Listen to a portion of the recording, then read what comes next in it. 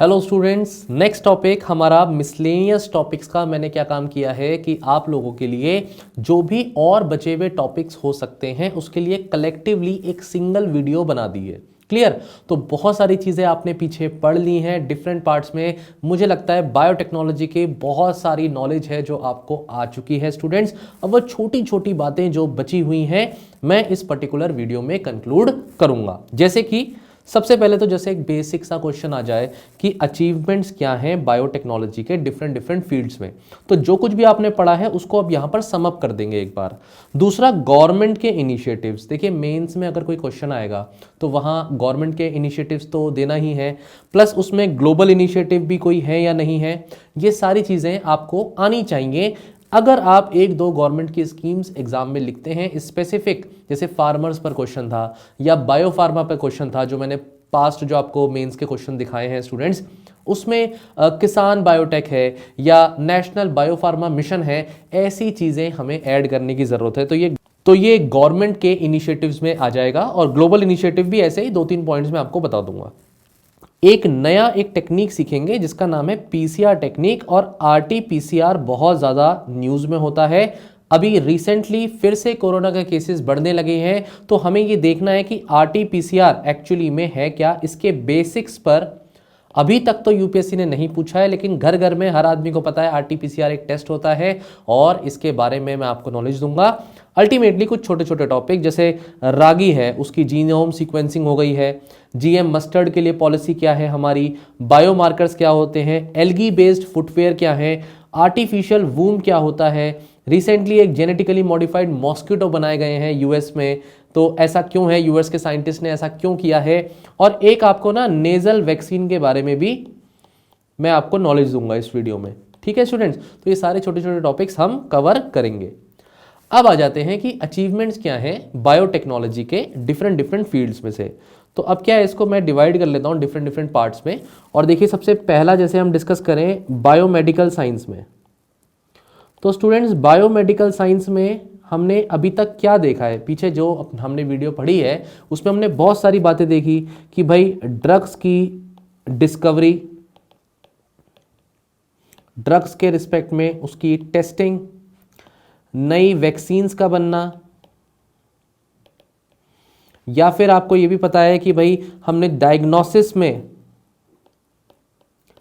यहां पर बायोटेक्नोलॉजी को अप्लाई किया है, तो इसमें कौन सी नई वैक्सीन है। अब आपने पढ़ा हुआ है हेपेटाइटिस बी के बारे में, तो आप जरूर उसको कोट करिए। इनफैक्ट माइक्रो ऑर्गेनिज्म से भी हम क्या करने की कोशिश कर रहे हैं, हम ड्रग्स बनाने की कोशिश कर रहे हैं। कोई एक पर्टिकुलर ड्रग की टेस्टिंग में भी माइक्रो ऑर्गेनिजम्स को यूज कर रहे हैं।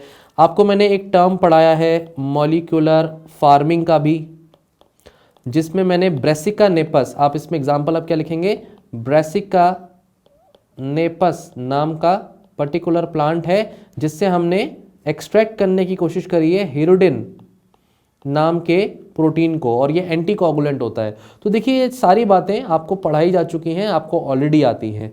दूसरा एग्जाम्पल आप लीजिए कि भाई एग्रीकल्चर फील्ड में बायोटेक्नोलॉजी के अचीवमेंट्स भी हैं और बायोटेक्नोलॉजी की एप्लीकेशंस भी हैं। जब आपसे पूछा जाए तो आप बताइए डेफिनेटली जेनेटिकली मॉडिफाइड क्रॉप्स के बारे में।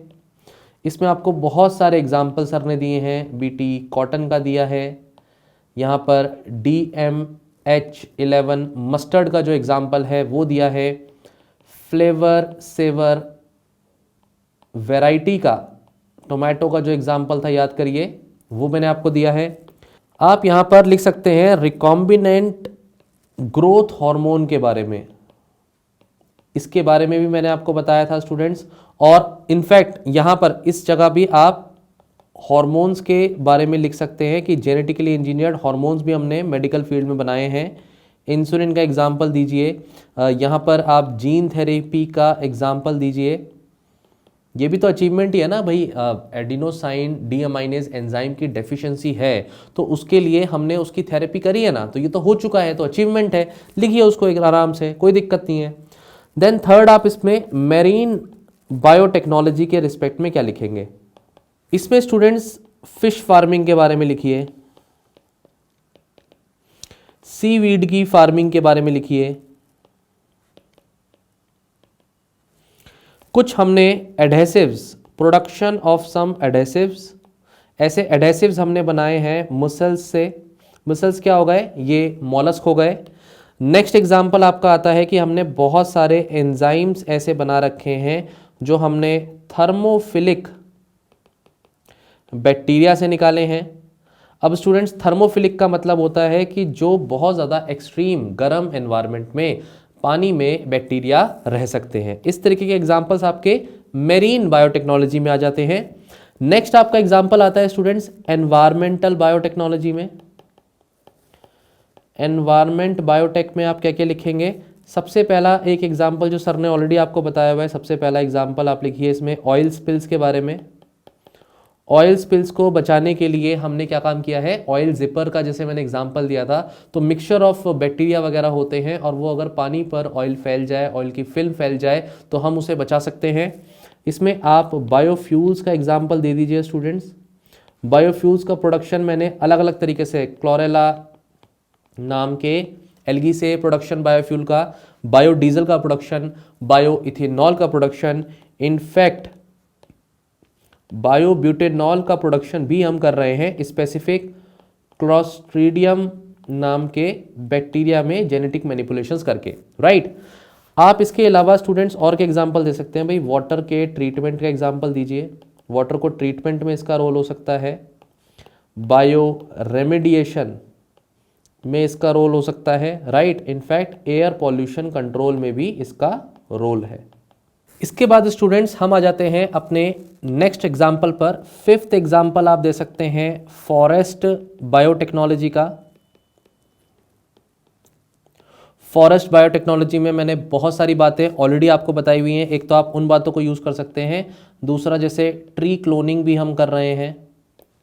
हम उनके, जैसे मैंने आपको बताया था, माइग्रेशन पैटर्न्स को भी स्टडी कर रहे हैं।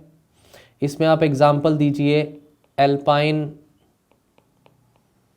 टेम्परेट, हिमालयन फॉरेस्ट का। देन अडेप्टिव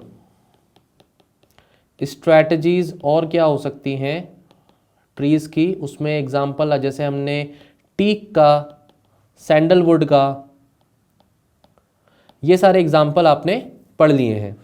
नेक्स्ट इसमें एग्जाम्पल हो सकता है स्टूडेंट्स वुड के पल्प का। तो वुड पल्प हम निकालने की कोशिश कर रहे हैं, मैक्सिमम वुड पल्प निकले ताकि हम ज़्यादा से ज़्यादा पेपर का प्रोडक्शन भी कर सकें। तो ये आपका फिफ्थ एग्जाम्पल हो गया। लास्ट स्टूडेंट्स एक पॉइंट आप अदर्स बना करके जो भी पॉइंट्स आपको अभी याद आ रहे हैं आप लिख सकते हैं। जैसे मैं इसमें आपको और भी एग्जाम्पल दूं तो हमने क्या काम किया है, एनर्जी निकालने की कोशिश करी है फ्रॉम बायोमास। एक तो ये एग्जाम्पल हो गया। दूसरा एग्जाम्पल आप इसमें लिख सकते हैं कि भाई हमने जो है बायोलॉजिकल सेंसर्स भी बना लिए हैं। और ये बायोलॉजिकल सेंसर जैसे हम इलेक्ट्रॉनिक प्रोसेस में जैसे यूज़ करते हैं, इस तरीके के सेंसर्स हैं ये। आप इसमें यहाँ पर माइक्रोबियल फ्यूल सेल्स वगैरह के बारे में भी बता सकते हैं। एक टॉपिक आप ये कह सकते हैं कि भाई हम कंजर्व करने की कोशिश कर रहे हैं एंडेंजर्ड स्पीसीज को, और हम उसमें क्लोनिंग मेथड्स को भी यूज़ कर चुके हैं और कर रहे हैं, ये भी हम कर रहे हैं। तो देखो बहुत सारी बातें हैं जो मैंने आपको यहाँ पढ़ा दी है स्टूडेंट्स। एक तो ये पूरा पढ़ाया, फिर मैंने ये भी आपको बता दिया, अपने आप में पूरा मेंस का आंसर बन जाता है ये। तो ये आपका टॉपिक था जिसमें अचीवमेंट्स हमने देखे। नेक्स्ट टॉपिक आपका है स्टूडेंट्स कि गवर्नमेंट के अब क्या इनिशिएटिव्स हैं।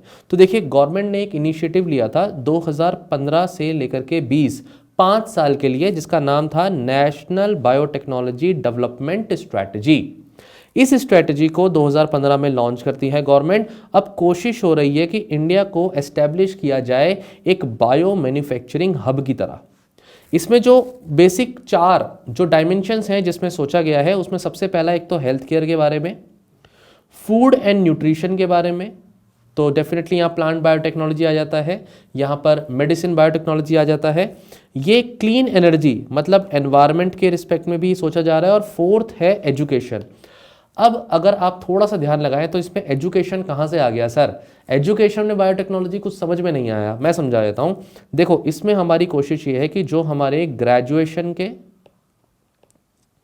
और पोस्ट ग्रेजुएशन के जो कोर्सेज है ना, वो गवर्नमेंट हम क्या करें, गवर्नमेंट कॉलेजेस में इंट्रोड्यूस करें।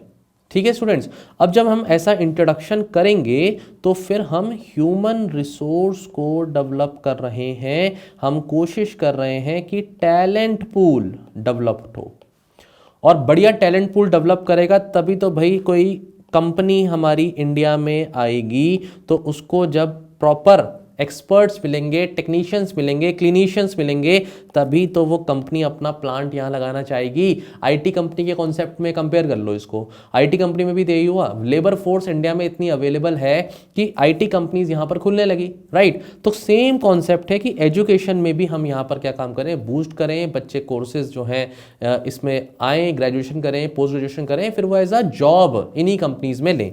तो ऐसा नहीं होगा तो फिर कोई फायदा नहीं है। नेक्स्ट इसमें मिशन जो इंप्लीमेंट करेगी बॉडी वो BIRAC है, biotechnology industrial research assistant council. ये आपका प्रीलिम्स में एक पॉइंट बन सकता है, ये इंप्लीमेंटिंग बॉडी है, ये याद रखना। लास्ट में इसमें भाई लोन वगैरह कहाँ से आएगा, तो वो लोन आया था वर्ल्ड बैंक की तरफ से। अब ये इनिशिएटिव जो था इसमें बहुत से अचीवमेंट हुए, लेकिन 100% यहाँ पर हमारी सरकार इसको सक्षम नहीं थी टोटली इंप्लीमेंट करने में। तो गवर्नमेंट ने अब क्या किया है, गवर्नमेंट ने हमारी इंट्रोड्यूस किया है national biotechnology strategy for 2021 to 2025। ठीक है, तो ये आपका अब बन जाता है कि भाई इसमें क्या चीजें हैं और ये कैसे डिफरेंट है पिछले वाले से। तो पिछले वाले में 4-5 चीजें मैंने आपको बता दी हैं, राइट। तो अब क्वेश्चन आता है स्टूडेंट्स कि ये 2021 और 25 का जो हमारा नेशनल स्ट्रेटजी है बायोटेक्नोलॉजी के लिए, उसके ऑब्जेक्टिव्स क्या है। देखिए इसके ऑब्जेक्टिव्स की बात करें तो सबसे पहला ऑब्जेक्टिव है कि हमारे इंडिया को कहीं ना कहीं 2025 तक 150 बिलियन US$ का हब बनाना है। ये प्रोजेक्शन है, और प्रोजेक्शन कुछ इस तरीके की है कि जैसे 2018 में हम 51 बिलियन US$ के हिसाब से चल रहे थे, 2019 में अगर पास्ट का बताऊं तो अप्रॉक्सीमेटली 63 था, 2020 में हम ऑलमोस्ट 63 के ऊपर आ चुके हैं, और 23 में प्रोजेक्शंस 85 की हैं, अप्रॉक्सीमेटली हम 100 तक पहुंच जाएंगे, हम कोशिश कर रहे हैं। लेकिन यहाँ पर देखिए ये 25 तक जो है 150 बिलियन US$ तक पहुंचने की बात है, तो वेरी गुड, मतलब इसमें ऑब्जेक्टिव है। दूसरा इसमें ऑब्जेक्टिव हमारा ये है कि हम स्ट्रेंथन करें, we must strengthen strong education, इसके साथ साथ रिसर्च एंड जो पर्टिकुलर ट्रांसलेशन इकोसिस्टम है अक्रॉस द कंट्री, इस पर हम फोकस करें। ठीक है, तो ये सेकेंड इनिशिएटिव है। थर्ड इनिशिएटिव है इंडिया को as a global player in biotechnology बनाना। ठीक है, तो बेसिक सी बात है, सिंपल सी बात है। फोर्थ पॉइंट, हम इसको बायो मैन्युफैक्चरिंग हब बनाना चाहते हैं, और मैन्युफैक्चरिंग हब में हम कोशिश कर रहे हैं कि इनोवेशन हो और अफोर्डेबल के साथ साथ एक्सेसिबल भी हमारे प्रोडक्ट्स रहें, और ग्लोबल मार्केट कंपीट करें, ग्लोबल मार्केट में भी हम क्या करें, उसको कंपीट करें। ठीक है स्टूडेंट्स, तो ये 4 हमारे ऑब्जेक्टिव हैं बेसिक, इस बारे में हमारी सरकार सोच रही है। So these are the objectives. अब क्वेश्चन अगर आता है कि भाई इंडिया को क्या फोकस करना चाहिए, इंडिया का वे फॉरवर्ड क्या है, अगर इसे अचीव करना है तो इंडिया की डायरेक्शन क्या होनी चाहिए, तो स्टूडेंट्स ऐसे में अब टॉपिक निकल के आता है कि इंडिया का फोकस किस डायरेक्शन में होगा इन चीजों को अचीव करने के लिए। इसके लिए बहुत जरूरी है कि इंडिया सबसे पहली बात तो जो स्ट्रॉन्ग रिसर्च है और प्रॉपर एकेडमिक लेवल पर जो इंडिया की पार्टनरशिप है, वो इंडिया को बहुत ही ज़्यादा क्या करनी पड़ेगी, एक तो स्ट्रॉन्ग करनी पड़ेगी। इसके साथ साथ सेकंड पॉइंट आता है कि भाई इसमें फंडिंग कौन करेगा, तो वेंचर कैपिटल को यहाँ पर हमें लेकर के आना है for high risk initiatives. Definitely biotechnology अपने आप में एक हायर रिस्क इनिशिएटिव है, यहाँ रिसर्च एंड डेवलपमेंट में बहुत फंडिंग लगती है, तो वेंचर कैपिटल्स का यहाँ पे रोल आ जाता है। रिसर्च एंड डेवलपमेंट को एक तो हमें इंक्रीज करना है, सिर्फ प्रोडक्ट्स को बनाना ही नहीं, रिसर्च एंड डेवलपमेंट भी करनी है, और उसके लिए जो रिसर्च फैसिलिटीज है, इन फैसिलिटीज या फिर रिसर्च सेंटर्स को भी हमें बनाना है, और जो बने हुए हैं उन्हें हमें बूस्ट भी करना है, equipment wise, infrastructure wise, clinicians, technicians, हर तरीके से। फिफ्थ पॉइंट आएगा कि भाई हमें इंडस्ट्री के रिस्पेक्ट में, कि इंडस्ट्री की डिमांड क्या है उसको हमें लिंक करना है एजुकेशन में, एजुकेशन करिकुलम। मतलब ऐसा नहीं होना चाहिए कि बच्चे पढ़ कुछ रहे हैं लेकिन इंडस्ट्री की रिक्वायरमेंट कुछ और है, तो फिर तो कोई फायदा ही नहीं होगा। और लास्ट आ गया आपका quality assurance, quality assurance of products. जो भी प्रोडक्ट हम बना रहे हैं उसकी क्वालिटी का ध्यान रखा जाए। तो वेरी इंपॉर्टेंट पॉइंट, ये ध्यान रखिएगा। ये सारी बातें बहुत छोटी बातें लग रही हैं, लेकिन जब आप कोई पर्टिकुलर वे फॉरवर्ड लिखते हैं या आप किसी आंसर को अच्छे से एक्सप्लेन करते हैं तो ऐसे में ये पॉइंट्स आपके कंक्लूजन का या वे फॉरवर्ड का पार्ट बन जाते हैं। बाकी ऐसा कुछ नहीं है कि ये बहुत टफ पॉइंट्स हैं, इजी पॉइंट्स हैं। दो इस पर्टिकुलर स्ट्रैटेजी में ये पॉइंट्स हैं, लेकिन आप कोई जनरल स्ट्रैटेजी भी देखो, सरकार कुछ करना चाहेगी तो वो यही चीज़ें हैं जिन चीज़ों पे अप्लाई करेंगी। मतलब कोई भी नई टेक्नोलॉजी आनी है तो भाई फंडिंग लानी चाहिए, पार्टनरशिप होनी चाहिए, रिसर्च डेवलपमेंट बढ़ा दो, फैसिलिटीज़ इंक्रीज कर दो, इंफ्रास्ट्रक्चर बेटर कर लो। मतलब ये कॉमन पॉइंट्स भी हैं। अगर कुछ नहीं आया एग्जाम में कल तो कम से कम ये बेसिक बातें भी लिखी जा सकती हैं, कुछ नंबर तो मिल जाएंगे। इस टॉपिक के साथ ग्लोबल इनिशिएटिव्स में हमने स्ट्रैटेजी पढ़ ली। अब स्टूडेंट्स इसके बाद हम पढ़ेंगे next initiative, that is biotech किसान। तो बायोटेक किसान में सबसे पहले तो किसान का जो एक्रोनिम है वो समझ लो, उसकी फुल फॉर्म क्या है, कृषि इनोवेशन साइंस एप्लीकेशन नेटवर्क। अब अगर एक फार्मर की बात करें तो फार्मर को मुसीबत कहाँ आएगी, कहाँ उसको रिक्वायरमेंट है साइंस की। भाई पानी के रिस्पेक्ट में उसको प्रॉब्लम्स आ रही होंगी, सॉइल के रिस्पेक्ट में उसको वाटर सॉइल के रिस्पेक्ट में उसे प्रॉब्लम आ रही होंगी, भाई सीड के रिस्पेक्ट में उसे प्रॉब्लम आ रही होंगी। यही तो बेसिक प्रॉब्लम्स हैं एक किसान की, इन्हीं टॉपिक से रिलेटेड होंगी। मतलब अब हमारी गवर्नमेंट की एक कोशिश है क्यों ना इनोवेशन लेकर के आई जाए और ऐसी एप्लीकेशन नेटवर्क क्रिएट करी जाए कि फार्मर्स की जो पर्टिकुलर इनकम है उसको बढ़ाया जा सके। इसके लिए गवर्नमेंट की तरफ से पूरी कोशिश है कि वो महिला किसान पर फोकस करे। एक तो उनका थीम क्या है, महिला किसान। महिला किसान पर फोकस करे, उन्हें फेलोशिप दे, एजुकेशन दे, ट्रेनिंग दे, और अपने रिसर्च एंड डेवलपमेंट को भी उस डायरेक्शन में लेकर के जाए जो डायरेक्टली फील्ड पर एप्लीकेबल हो। इसके लिए सरकार ने कोशिश करी है हब स्पोक मॉडल को चलाने की। इसमें क्या होगा, बहुत सारे विलेजेस होंगे, वो विलेजेस एक पर्टिकुलर हब से कनेक्टेड होंगे। ये भी विलेजेस का नेटवर्क है, ये भी विलेजेस का नेटवर्क है, ये भी विलेजेस का नेटवर्क है। तो बहुत सारे फार्मर्स के ग्रुप्स हैं और वो एक कॉमन हब से कनेक्टेड होंगे। ऐसे में इस स्कीम में बोला गया है कि भाई 60 लाख पर ईयर 2 साल तक दिए जाएंगे एक पर्टिकुलर इस तरीके के हब को, और फाइनली फिर 3 साल, अगले 3 साल जो पेमेंट होगी वो गवर्नमेंट की तरफ से तब होगी जब रिव्यू हो जाएगा, राइट। तो इसमें देखिए कि हमारी कोशिश है कि वाटर, सॉइल, सीड, मार्केटिंग के जो इश्यूज हैं लोकल फार्मर्स के उसको वैलिडेट किया जाए और स्ट्रॉन्ग साइंटिफिक फार्मर्स इंटरेक्शन हो। मतलब फार्मर्स साइंटिस्ट लोगों के साथ आपस में इंटरेक्ट भी करें इस स्पोकन हब मॉडल में, और उसके लिए फिर सरकार उसमें पैसा दे। तो 2017 में हमने इस तरीके की इनिशिएटिव को लॉन्च किया है और ये कहा जाता है कि कम से कम नहीं तो 146 ऐसे हब्स, 2021 का डाटा बता रहा हूं मैं, कम से कम नहीं तो 146 ऐसे हब्स बन चुके हैं और भी ज़्यादा बन रहे हैं। तो इसमें थाउजेंड्स ऑफ जो किसान हैं उनको फ़ायदा हो रहा है। Initially it was introduce for 9 agro climatic zones, लेकिन इसको बढ़ा करके अभी 15 एग्रो क्लाइमेटिक जोन्स तक हम ले जा चुके हैं, और ये थाउजेंड्स में नहीं, अब ये लैक्स में फार्मर्स हो चुके हैं जिनको बेनिफिट हो चुका है। ठीक है, तो छोटा सा टॉपिक था, आई होप आपको समझ में आ गया। नेक्स्ट स्टूडेंट्स हम अंडरस्टैंड करेंगे नेशनल बायोफार्मा मिशन को। ये बायोफार्मास्यूटिकल्स को डेवलप करने के लिए है, वर्ल्ड बैंक का इसमें असिस्टेंस है, और इंडिया को इनोवेट इन इंडिया प्रोग्राम के रिस्पेक्ट में इस प्रोग्राम को बढ़ाया जा रहा है।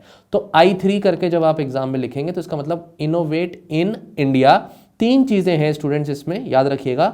सबसे पहला चीज़ तो ये है कि भाई रिसर्च एंड डेवलपमेंट, अर्ली जो डेवलपमेंट होना चाहिए बायो फार्मास्यूटिकल लेवल पर, उसमें जो कोलैबोरेशन हमें चाहिए वर्ल्ड के साथ, उस पर फोकस हो।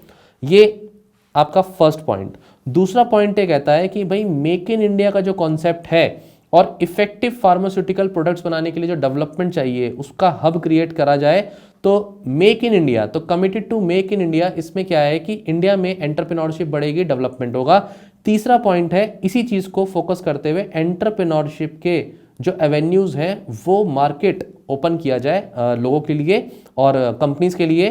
तो इस तरीके से innovate in India bio pharma mission के अंदर आप एग्जाम में लिख करके आएंगे। ठीक है, तो फोकस यहां पर यही है कि किस तरीके से इंडिजिनस मैन्युफैक्चरिंग हो इस सेक्टर में। और फार्मास्यूटिकल्स में वैसे इंडिया बहुत अच्छा कर रहा है, लेकिन इंडिया इसको और भी ज़्यादा बूस्ट करने की कोशिश कर रहा है। जैसे कि नई वैक्सीन का डेवलपमेंट है, एक पॉइंट बायोथेराप्यूटिक्स है, आप पढ़ चुके हैं प्रोटीन्स एंड हार्मोन्स, तो ये बायोथेराप्यूटिक्स पर इंडिया का फोकस है। Diagnostic techniques and medical devices पर भी इंडिया का फोकस है। इसके साथ साथ इंडिया ये भी चाहता है कि क्लिनिकल ट्रायल्स हों और बायो इन्फॉर्मेटिक्स के फील्ड में भी इंडिया ग्रो करे। तो ये बायो फार्मेसी से जो भी डाटा क्रिएट होता है उससे बायो इन्फॉर्मेटिक्स की ब्रांच भी, उसमें भी सपोर्ट होगा। तो ये आपका पूरा मिशन है bio, national bio pharma mission, और इसमें ये 3 पॉइंट्स आप लिखेंगे। नेक्स्ट आते हैं अगले इनिशिएटिव पे जिसका नाम है उम्मीद। अब उम्मीद जब हम सुनते हैं तो यूपीएससी भी ऐसे ही परेशान करता है एस्पिरेंट्स को। वो बोलेगा भाई उम्मीद नाम से जो है ना एक स्कीम है सरकार की, जल्दी से बता दो किसके लिए है। वुमेन के लिए है, बच्चों के लिए है, सीनियर सिटीजन्स के लिए है, ठीक है ना। ऐसे अब खतरनाक से ऑप्शंस दे देगा। और एक ऑप्शन होगा उसमें इनहेरिटेड डिसऑर्डर्स को ट्रीट करने के लिए। अब उम्मीद शब्द ना बिल्कुल रिलेट करता है कि भाई कहीं ना कहीं कोई वल्नरेबल जरूर होंगे सोसाइटी के जिनके लिए ये स्कीम होगी। पर इसमें देखिए उम्मीद की फुल फॉर्म क्या है, unique method of management and treatment of inherited disorder. तो यहाँ पर डी आंसर हो जाएगा, इनहेरिटेड डिसऑर्डर, जो जेनेटिक डिसऑर्डर्स होते हैं उनको ट्रीट करने के लिए। और क्या यूनिक मेथड्स हम अपनाएंगे। तो एम क्या है इसका, एम है कि डॉक्टर्स को पहली बात तो ट्रेन किया जाए ह्यूमन जेनेटिक्स में। दूसरा है बेटर स्क्रीनिंग हो सके प्रेग्नेंट वुमेन की, और स्क्रीनिंग करने के लिए हमें निदान केंद्र बनाने हैं, एस्टेब्लिश करने हैं निदान केंद्र। निदान केंद्र की फुल फॉर्म क्या हो गई, इसमें निदान की फुल फॉर्म हो गई students national inherited disease administration. ठीक है, तो इस तरीके के हमें सेंटर्स बनाने हैं जहां डायग्नोसिस हो सके इन जेनेटिक डिजीजेस की बच्चों में। और इसमें जो मिनिस्ट्री इन्वॉल्व है students, ministry of science and technology है। गलती से भी एक स्टेटमेंट आ जाए कि ministry of health family welfare है, मान लो ये तो पता है लेकिन ये भूल गए कि हाँ भाई हेल्थ से ही रिलेटेड है, इनहेरिटेड डिसऑर्डर्स है, बिल्कुल सही है, तो भाई आंसर गलत हो जाएगा। ऐसे यूपीएससी आपसे परेशान करती है आपको। तो इसमें ministry of science and technology का रोल है, याद रखिएगा। ये फोटोग्राफ आपको क्लियरली बता रही है कि 3 चीजें जो मैंने आपको बताई, ये क्लिनिशियंस को ट्रेन करना, निदान केंद्र खोलना, और इनफैक्ट एस्पिरेशनल डिस्ट्रिक्ट में भी जो है पूरी कोशिश हो रही है कि प्रेग्नेंट वुमेन्स को क्या करना है, यहाँ पर न्यूबॉर्न बेबीज को, प्रेग्नेंट वुमेन्स को स्क्रीनिंग होगी ताकि डायग्नोसिस हो सके कोई भी इनहेरिटेड डिसऑर्डर है या नहीं है। ठीक है, नेक्स्ट आता है स्टूडेंट्स प्रोजेक्ट मानव। सिंपल सा टॉपिक है कि भाई इसमें हम कोशिश कर रहे हैं कि ह्यूमन बायोलॉजिकल डाटा जो एग्जिस्ट करता है डिफरेंट पब्लिक डाटाबेस में, उस जो जितना स्कैटर्ड फॉर्म में उसको इकट्ठा करा जाए एक साथ, बस और कुछ नहीं है। ये डीबीटी ने लॉन्च किया है और इसमें एग्जीक्यूट करने के लिए जो इंस्टीट्यूशन है वो जो आइसर पुणे है, ये साइंटिफिक इंस्टीट्यूट है, और national centre for sciences Pune NCCS ये इसमें वर्क करेंगे। बाकी कुछ नहीं है, जो भी बायोलॉजिकल डाटा है अलग अलग जगह जितने जितने फील्ड्स में उसको इकट्ठा करा जा सके। अब मैं पढ़ाता हूं आपको एक टॉपिक, जीनोम। जीनोम मैंने आपको बताया था कि जैसे डीएनए होता है किसी इंडिविजुअल का, तो डीएनए अगर कलेक्टिवली एक साथ स्टडी करा जाए और एक साथ उसको देखा जाए तो हम उसे बोलते हैं जीनोम। मतलब एक ऑर्गेनिज्म का कंप्लीट सेट ऑफ डीएनए जो कि उसके अंदर प्रेजेंट होता है न्यूक्लियस के अंदर, मतलब एक सेल के अंदर, क्योंकि हर सेल के अंदर डीएनए तो सेम ही होगा एक इंडिविजुअल का। और यहां पर हम कोशिश कर रहे हैं कि एक सेल के अंदर जो उसका न्यूक्लियस है उसके अंदर जितना भी डीएनए प्रेजेंट है उस सारे डीएनए को अगर हम बोलें तो जीनोम से बोलेंगे। और जीनोम की सीक्वेंसिंग करने का मतलब है उसमें जो A, T, G और C ऐसे नाइट्रोजनस बेसिस की जो सीक्वेंस है, उस सीक्वेंस को हम क्या करें, स्टडी करें, उस सीक्वेंस को समझें। जब हम इस सीक्वेंस को समझेंगे स्टूडेंट्स, तो हमें पता लगेंगी कितनी जीन्स हैं, और जब जीन्स पता लगेंगी तो हमें पता लगेगा कितने तरीके के प्रोटीन्स हमारी बॉडी बना रही है, ये जीन जो है इंपैक्ट कर रही है। अब ऐसा ही इनिशिएटिव लिया गया जब हमने शुरू किया human genome project. Human genome project 1990 से 2003 के बीच का था, और इस प्रोजेक्ट में वेस्टर्न कंट्रीज तो थी, पर इंडिया पार्टिसिपेंट नहीं थी, ये याद रखना है। US, UK, Japan, Germany, France, China सभी बड़ी कंट्रीज थी, लेकिन इंडिया उसका पार्टिसिपेंट नहीं थी। इसमें ह्यूमन जीनोम को मैपिंग करना, सीक्वेंसिंग करना, ATGC की सीक्वेंस निकालना, नंबर ऑफ जीन्स के बारे में पता करना, ये इनिशिएटिव था। बहुत महंगा था ये प्रोजेक्ट, 15 साल के लिए सोचा गया था इस प्रोजेक्ट को चलाएंगे, लेकिन 13 साल में ही इसको कंक्लूड कर दिया गया। डेफिनेटली बहुत सारी चीज़ें अचीव हो गई थी। अब स्टूडेंट्स इसमें क्या है कि इंडिया ने, अब मैंने इसलिए पढ़ा है क्योंकि इंडिया ने लॉन्च किया है अपना जीनोम इंडिया प्रोजेक्ट। तो गवर्नमेंट का इनिशिएटिव क्या है अब कि इंडिया अपना एक जीनोम इंडिया प्रोजेक्ट बनाएगा, क्योंकि ह्यूमन जीनोम प्रोजेक्ट में इंडिया के अपनी खुद की डाइवर्सिटी है, बहुत ही ज़्यादा डाइवर्सिटी है, और इंडिया की स्पेसिफिक सैंपल्स कलेक्ट नहीं हुए, उसकी सीक्वेंसिंग नहीं हुई है, तो क्यों ना इंडिया अपना ही जीनोम प्रोजेक्ट चलाए, और उसमें 20 इंस्टीट्यूशंस का कोलैबोरेशन है, IITs वगैरह का, आईसर जितने जितने मैंने आपको बताए, इन सब का, नेशनल लेबोरेटरीज का रोल रहेगा, फंक्शन रहेगा, और इस तरह से पूरे इंडिया की डाइवर्सिटी को कोशिश रहेगी कि सभी तरीके की डाइवर्सिटी को यहाँ पे मैपिंग करी जाए। तो सैंपल्स कलेक्ट करे जाएंगे सभी जगह से, ह्यूमन से, और उनके DNA को यहाँ पर सीक्वेंस करा जाएगा और मैचिंग होगी। ठीक है, अब आते हैं ग्लोबल इनिशिएटिव्स पर। ग्लोबल इनिशिएटिव में एक तो है GISAID, ये बहुत न्यूज़ में रहा जब कोविड-19 आया। मैं बताता हूँ क्यों। ये प्लेटफॉर्म एक WHO का है और 2008 का प्लेटफॉर्म है। अब इस प्लेटफॉर्म में क्या होता है, इन्फ्लुएंजा जो वायरस है ना, उसके रिस्पेक्ट में जो सीक्वेंसिंग है, उसके डाटा को स्टोर किया जाता है, और एपीफ्लू नाम का डाटाबेस होता है। तो sharing all the information of the influenza. अब जब कोविड-19 आया स्टूडेंट्स, तो अलग अलग कंट्रीज़ ने सैंपल्स कलेक्ट करे इस वायरस के, और सभी कंट्रीज़ ने अलग अलग जगह पर इन सैंपल्स को स्टडी भी करने की कोशिश करी, या दूसरी कंट्रीज़ के साथ कोलैबोरेशन किया, क्योंकि रिसर्च तो होगी इनिशियल स्टेज पर कि क्या है ये वायरस, कैसा है, क्या इसका सीक्वेंस है। जब इसकी DNA की, इसके RNA की सीक्वेंस कर लेंगे, तभी तो समझ में आएगा कि एक्चुअली इसे रोकना कैसे है, तभी तो वैक्सीन बनेगी। तो इनिशियल स्टेजेस याद करिए, जब बिल्कुल इक्के दुक्के सैंपल्स मिल रहे थे, लोग इन्फेक्ट हो रहे थे, उस पॉइंट ऑफ टाइम पे जो कोविड-19 वायरस की जो सीक्वेंसिंग हो रही थी, सभी कंट्रीज जो इसकी कोलैबोरेशन का पार्टिसिपेंट है, अपनी तरफ से जो सीक्वेंसिंग करी है वो इस डाटाबेस में भेज रहे थे। फिर क्यूमुलेटिवली अलग अलग जगह से जो वायरस के सीक्वेंसिंग आए हैं, उसको एनालाइज करा जा रहा था कि ये वायरस किस तरीके का है। राइट, तो बस इतना सही है, इसीलिए मैंने इसको थोड़ा सा यहाँ पे बता दिया। नेक्स्ट है अर्थ बायो जीनोम प्रोजेक्ट। ये 2018 में लॉन्च हुआ स्टूडेंट्स। इसकी कोशिश ये है कि जो भी यूकैरियोटिक बायोडाइवर्सिटी है, देखिए प्रोकैरियोटिक मैं पढ़ा चुका हूँ जनरल बायोलॉजी में, अब बात हो रही है यूकैरियोटिक। ह्यूमंस की तो हमने कर ली सीक्वेंसिंग, लेकिन what about other eukaryotic organisms. तो इस तरीके का प्रोजेक्ट अब कोशिश कर रहा है कि जो भी यूकैरियोटिक बायोडाइवर्सिटी है, अगले 10 साल में उन सब की सीक्वेंसिंग हो, जेनेटिक मटेरियल की कैटलॉग बनाया जाए, कैरेक्टराइज किया जाए उनके जीनोम को, और बस इतना ही विजन है कि प्रिजर्व कैसे करें हम अपनी बायोडाइवर्सिटी को। अगर हमें उनका जेनेटिक मेकअप पता होगा तो हम प्रिडिक्ट कर पाएंगे कि कोई पर्टिकुलर स्पीसीज एक्सटिंक्ट हो रही है, तो उसका क्या पर्टिकुलर रेट हो सकता है, कब एक्सटिंक्ट होगी, और क्या रीजन बनेगा उसका एक्सटिंक्ट होने का। ठीक है, तो अगर हम इसमें रिसर्च कर पाए तो इस पर हमारा फोकस है। अब स्टूडेंट्स हम डिस्कस करेंगे बहुत ही इंपॉर्टेंट टॉपिक, और वो है PCR। तो पहले RT-PCR जैसे आपको पता है न्यूज़ में बहुत है, तो RT-PCR समझने से पहले आप PCR को समझिए। और क्लास 12th की NCERT का ये टॉपिक है, इसलिए इस पर क्वेश्चन बन जाए तो घबराना नहीं, ना ही भौचक्के होना। क्लियर ना, शॉकिंग नहीं होना चाहिए। PCR की फुल फॉर्म होती है पॉलीमरेज चेन रिएक्शन। अब इसको बहुत ही सिंपल शब्दों में पढ़ाऊंगा मैं। जैसे कि फोटोकॉपी मशीन होती है ना स्टूडेंट्स, क्या करते हो आप फोटोकॉपी मशीन में, ये पेपर लेकर के मार्केट जाते हो, या घर में अपने जो है पर्टिकुलर स्कैनर पर रखते हो इसको, या मार्केट में किसी भैया को देते हो, भैया इसकी फ़ोटोकॉपी कर देना, और वो इसको मशीन में डालता है पेज को, और इसका कॉपी निकाल करके दे देता है।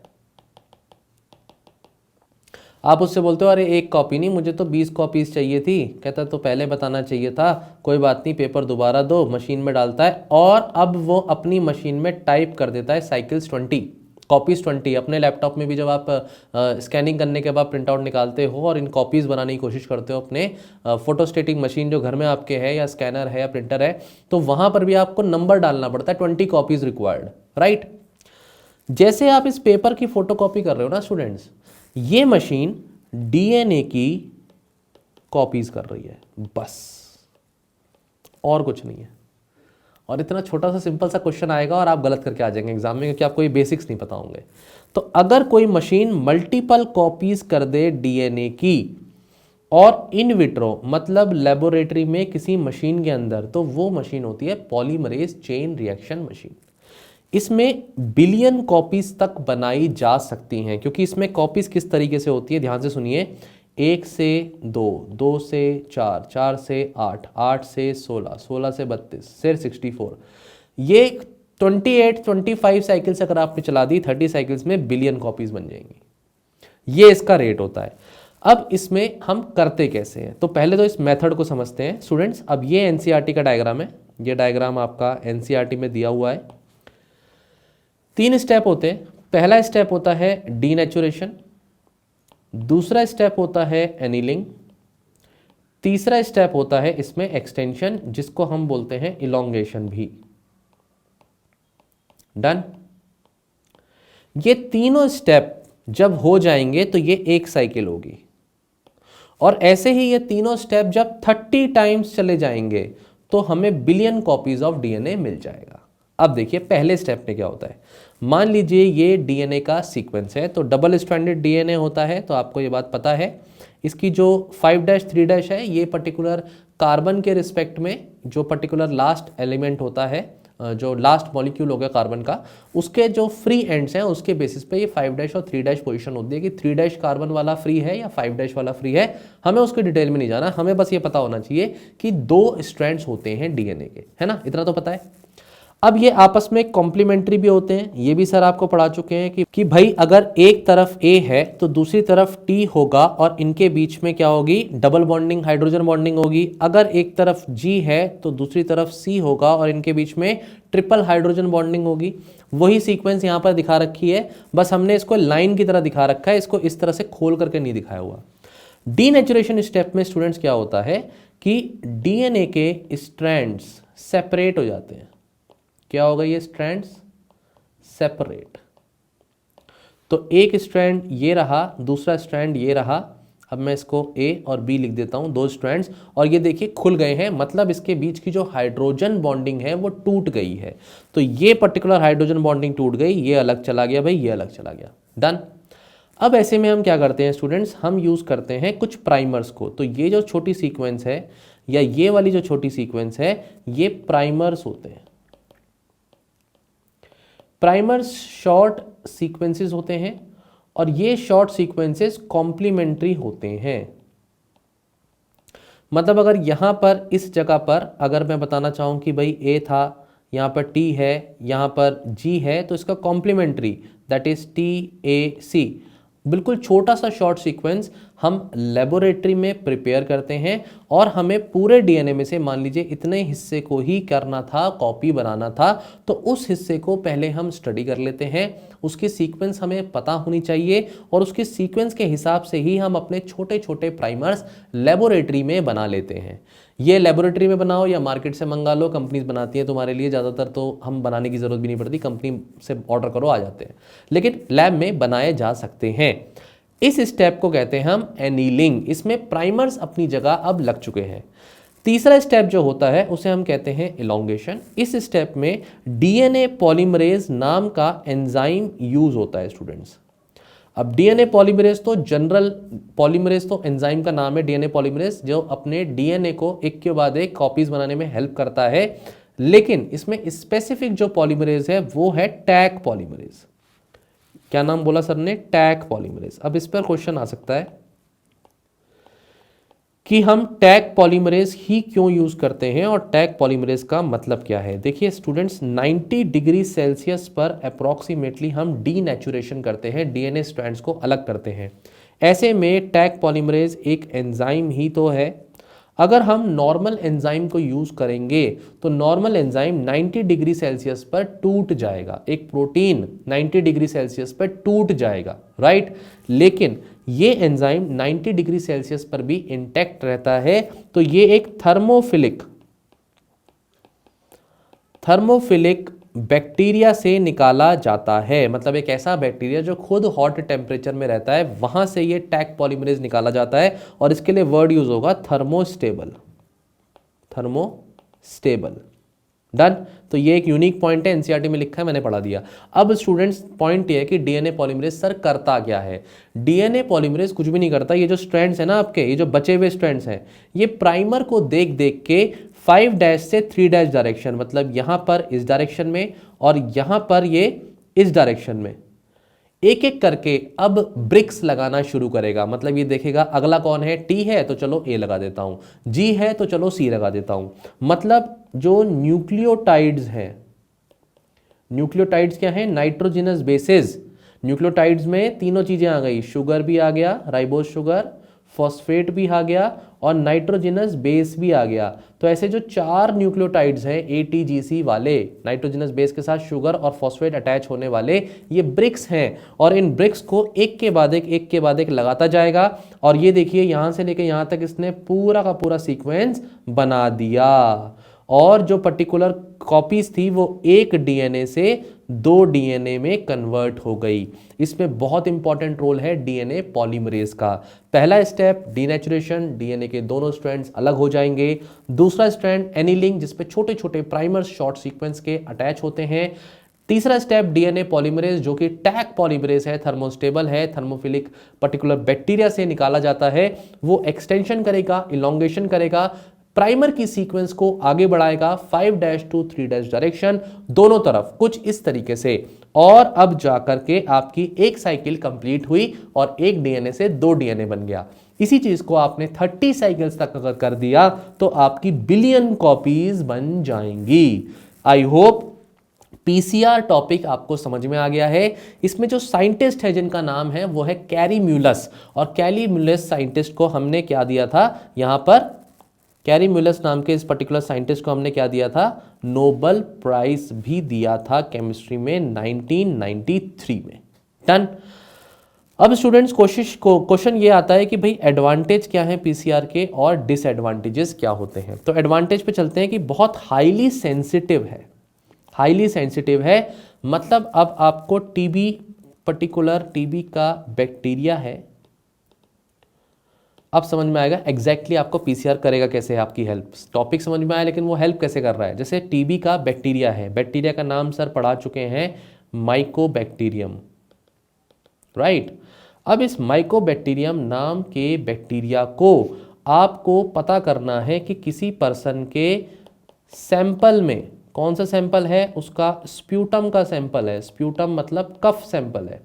अब ये सैंपल लैब में आया, लैब में आने के बाद इंडिविजुअल की इस सैंपल से एक कल्चर प्लेट बनाई गई और कल्चर प्लेट में उसमें ये सैंपल को डाल दिया गया और फिर देखा जाएगा 3 से 4 दिन बाद कि क्या वो बैक्टीरिया उसमें ग्रो कर रहा है, उस पर्टिकुलर कल्चर प्लेट पर। कल्चर प्लेट में क्या होगा, न्यूट्रिएंट्स होते हैं, तो क्या उसमें वो ग्रो कर रहा है। अगर वो ग्रो कर रहा है तो हम बोलेंगे हाँ जी तुम्हें टीबी है, आओ रिपोर्ट ले जाओ 3 दिन बाद। लेकिन भाई एयरबॉर्न है टीबी, आदमी खांस खांस के 3 से 4 दिन में जब तक पता चलेगा उसको टीबी है, 15-50 लोगों को और वो जो है इन्फेक्शन फैला देगा। तो हमारे लिए क्या जरूरी है, डायग्नोसिस बहुत ही फास्टर रेट पर होनी चाहिए ही नहीं होनी चाहिए। अगर किसी तरीके से हमने उसके सैंपल को लेकर के उसके सैंपल से डीएनए निकाल लिया, स्प्यूटम के सैंपल में सेल होंगी जो ह्यूमंस की सेल होंगी, उससे डीएनए निकाल लिया। अरे भाई ह्यूमन की सेल ही क्यों, अगर माइकोबैक्टीरियम की, बैक्टीरिया की भी डीएनए निकाल लिया जाए तो मज़ा ही आ जाएगा। मतलब हम कोशिश कर रहे हैं कि माइकोबैक्टीरियम अगर प्रेजेंट है तो उसका डीएनए मिल जाए, और उसके डीएनए की कोई स्पेसिफिक जीन को अगर हम कॉपी कर लेते हैं पीसीआर मेथड से, तो एक बॉक्स होता है, एक मशीन होती है, उसमें सब चीज़ें फीडिंग करते हो आप। 30 साइकिल चलानी है, डीनेचुरेशन का टेम्परेचर इतना रखना है, एनिलिंग का टेम्परेचर इतना रखना है, और फिर पर्टिकुलर इसको 2 घंटे के लिए आप छोड़ देते हो तो वो अपनी बिलियन कॉपीज बना देता है। तो हम क्या करेंगे, हम माइकोबैक्टीरियम के डीएनए की किसी स्पेसिफिक जीन के लिए प्राइमर बनाएंगे और फिर उसकी कॉपीज बनाने की कोशिश करेंगे। अगर कॉपीज बन गई तो मतलब पेशेंट को टीबी है, अगर कॉपीज नहीं बनी तो रिजल्ट नेगेटिव है, उसको टीबी नहीं है। 2 घंटे के अंदर आप ये बता दोगे कि तुमको टीबी है या नहीं। अब कोशिश ये करिए कि कल्चर वाले में जो 3 से 4 दिन तक आपने लेबोरेटरी में रखा है, अगर कहीं और से उड़ कर के बैक्टीरिया आ जाए और वो ग्रो कर जाए, तो फिर तो इंसान को टीबी तो दिखेगा इस प्लेट पर, लेकिन एक्चुअली में तो उसको टीबी होगा ही नहीं। तो ये तो हो जाएगी फॉल्स रिपोर्ट। लेकिन डीएनए जीन लेवल पर टीबी को एनालाइज करने जाएंगे, अगर मैंने एग्जांपल टीबी लिया है, तो वो तो और भी बहुत ज़्यादा स्पेसिफिक होगा, सेंसिटिव होगा। यही टॉपिक यहां पर कह रहा है कि हाईली सेंसिटिव टीबी का बैक्टीरिया एक भी होगा।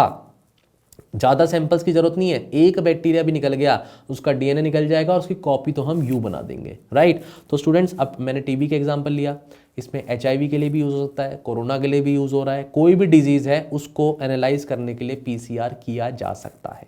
Clear, first point done. Next point इसमें है कि एंटी माइक्रोबियल रेजिस्टेंस, जो एंटी माइक्रोबियल रेजिस्टेंस मैंने आपको टॉपिक पढ़ाया था, इस टॉपिक को भी हम यहां पर एबिलिटी रखता है पीसीआर टेस्ट करना कि पर्टिकुलर एंटी माइक्रोबियल रेजिस्टेंस हुई है या नहीं हुई है, क्योंकि हम स्पेसिफिक जीन के लिए हम क्या करेंगे, कॉपीज बनाएंगे। अब भाई अगर उसमें म्यूटेशन हो गई तो ये पर्टिकुलर जीन तो एम्पलीफाई ही नहीं होगी तो हमें पता लग जाएगा कि ये क्या हो गया है, ये तो इसमें म्यूटेशंस आ चुके हैं, तो म्यूटेशंस भी हमें पता लग जाएंगी। यहाँ पे देखो 4 से 8 घंटे लिखा है, 2-2.5 घंटे में हो जाता है। और इन पर्टिकुलरली कॉस्ट इफेक्टिव भी है, सस्ता है, लेकिन डेफिनेटली ट्रेडिशनल मेथड से तो थोड़ा सा महंगा ही है। लेकिन फिर भी अब जितनी टेक्निक एडवांस हो गई है, अब हम कह सकते हैं कि येस, एक आम आदमी भी करा सकता है, तो आरटीपीसीआर लोग करा ही रहे हैं। दो थोड़ा सा महंगा पड़ता है टेस्ट, लेकिन देखो करा तो रही ही है। बाकी इंक्रीज्ड एबिलिटी हो जाती है कि कॉमन ऑर्गेनिज्म जैसे वायरस है, बैक्टीरिया है, इनको भी even if there sample is less, तब भी ये डिटेक्ट हो सकते हैं। ये हो गए एडवांटेज। अब मैं थोड़ा सा क्लीन कर रहा हूं इसको। अब आते हैं डिसएडवांटेजेस पर, राइट। डिसएडवांटेजेस में देखिए, सबसे पहला डिसएडवांटेज है लोअर स्पेसिफिसिटी। अब स्पेसिफिसिटी का मतलब क्या है भाई, एक तो डीएनए टीबी का है, पेशेंट 1 का, एक सैंपल है पेशेंट 2 का। अगर आपने इन्हें मिक्स कर दिया और आपने बोला कि अब जरा पता लगाओ कि टीबी 1 को है 2 को है, तो गड़बड़ हो जाएगी, क्योंकि डीएनए ना एम्पलीफाई होकर बिलियन कॉपीज बना करके सामने आ जाएगा हमारे, लेकिन तब ये नहीं पता लग पाएगा कि वो पेशेंट 1 से आया था या पेशेंट 2 से आया था। तो स्पेसिफिक नहीं बता रहा हमें। सेंसिटिविटी तो है कि थोड़ा सा भी डीएनए होगा तो दिखेगा, लेकिन स्पेसिफिक नहीं, वो नहीं है। और हमें जो है स्पेसिफिक प्राइमर्स बनाने पड़ेंगे स्पेसिफिक सीक्वेंस के लिए, तो जब तक सीक्वेंस नहीं पता होगी प्राइमर्स नहीं बन सकते, या फिर हिट एंड ट्रायल रहेगा। दूसरा है कि भाई इसमें पॉसिबिलिटी है एम्पलीफाइंग नॉर्मल फ्लोरा। हो सकता है कि भाई डीएनए कोई आसपास के, जैसे हैंडलिंग एरर्स हो जाए और आसपास के एनवायरनमेंट से भी डीएनए आ गया, वो एम्पलीफाई हो गया, ऐसी चीज़ें हो सकती हैं। बाकी आप ये कह सकते हैं कि मल्टीपल ऑर्गेनिज्म के केस में पीसीआर की अप्रोच सक्सेसफुल नहीं है, और इनफैक्ट बहुत ज़्यादा ऑर्गेनिजम्स होंगे तो फिर पीसीआर करने का फायदा भी नहीं तो बहुत महंगा पड़ेगा। अब एक टॉपिक आपने पढ़ा था पूल टेस्टिंग, ये आपने ज़रूर सुना होगा। कोविड के दौरान जब बोला जा रहा था पूल टेस्टिंग चल रही है, तो उसमें क्या होता था, उसमें हम क्या करते थे, 10-10 लोगों के सैंपल एक साथ लेकर के पीसीआर कर रहे थे, और अगर रिजल्ट नेगेटिव आ गया तो इसका मतलब 10 के 10 आदमियों को जो है कोविड नहीं है, क्योंकि वायरस जो है यहाँ पर उसका आरएनए को पहले डीएनए बनाया और उसके बाद उसकी कॉपी चेक करी। अगर कॉपी नहीं निकल रही तो मतलब इन 10 के 10 लोगों को नहीं है। अब मान लो पहले क्या हो रहा था, 1-1, 2-2 केस आ रहे थे, मैक्सिमम 100 में से 2 जने पॉजिटिव निकल रहे हैं, 1 जना पॉजिटिव निकल रहा है, बल्कि 1000 में से 1 जना पॉजिटिव निकल रहा है।